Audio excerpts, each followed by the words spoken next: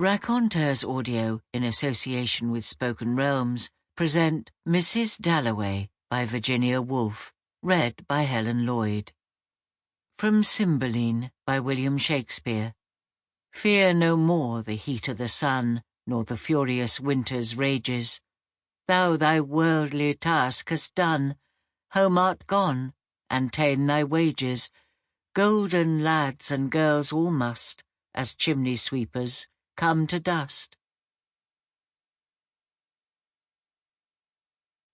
1. Mrs. Dalloway said she would buy the flowers herself, for Lucy had her work cut out for her. The doors would be taken off their hinges. Rumpelmeyer's men were coming.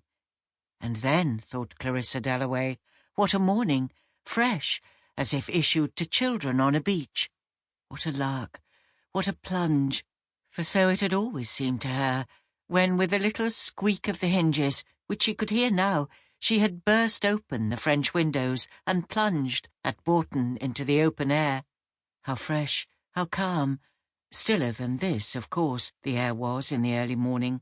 Like the flap of a wave, the kiss of a wave, chill and sharp, and yet, for a girl of 18, as she then was, solemn, feeling as she did, standing there at the open window, that something awful was about to happen, looking at the flowers, at the trees, with the smoke winding off them, and the rooks rising, falling, standing and looking, until Peter Walsh said, musing among the vegetables, "Was that it?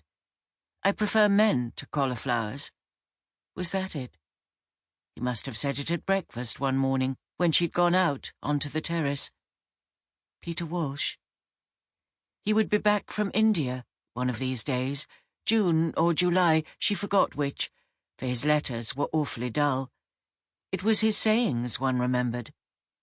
His eyes, his pocket-knife, his smile, his grumpiness, and when millions of things had utterly vanished, how strange it was, a few sayings, like this, about cabbages.